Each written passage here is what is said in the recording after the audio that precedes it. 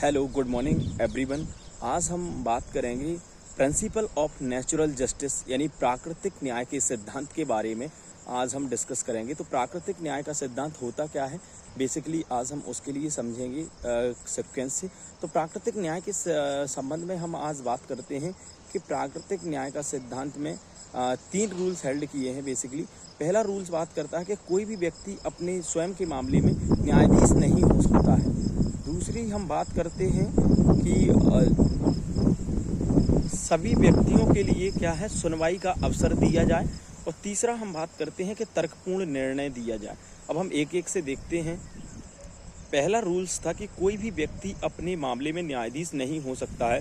यानी इसका मतलब है कि प्राकृतिक न्याय के सिद्धांत में कोई भी व्यक्ति अपने स्वयं के मामले की सुनवाई नहीं खारिज कर सकता है और ना ही उसे अपने पर्सनल केस को सुनने के लिए वो है व्यक्ति आबद्ध है, क्योंकि कोर्ट ने माना कि कोई भी व्यक्ति अपने स्वयं के मामले में जो उसके पर्सनल इंटरेस्ट से जुड़ा हुआ है, ऐसे मामले की वह व्यक्ति स्वयं सुनवाई नहीं कर सकता है, क्योंकि उसमें पक्षपात की भावना रहती है। और यदि किसी व्यक्ति अपने स्वयं के मामले में यदि जजमेंट करेगा तो मोस्टली एक ह्यूमन नेचर है कि वो अपने फेवर में ही उस मामले के लिए डिसाइड करेगा।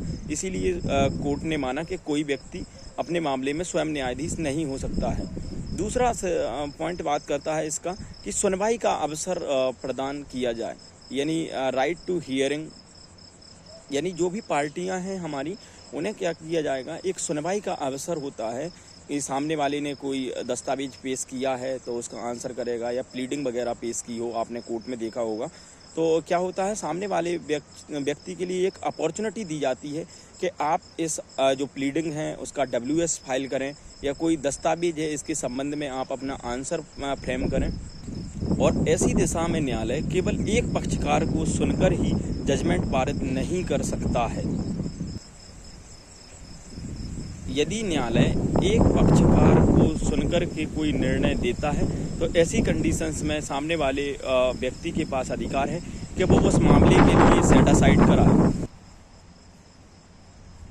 कोर्ट ने ऐसा इसलिए भी माना है क्योंकि जो व्यक्ति सुनवाई के अधिकार की हम बात करते हैं, तो व्यक्ति तो अपने ही फेवर में कहेगा, तो सामने वाले का तो आंसर ही नहीं आ पाएगा ऐसी कंडीशंस में कि क्या कहना चाह रहा है। इसीलिए क्या होता है कि दोनों पक्षकारों को सुनवाई का अवसर का युक्त अवसर है वो दिया जाता है, और दोनों पक्षकारों की सुनवाई की जाती है कोर्ट के माध्यम से, या आप कोई भी ट्रिब्यूनल्स वगैरह देख लो।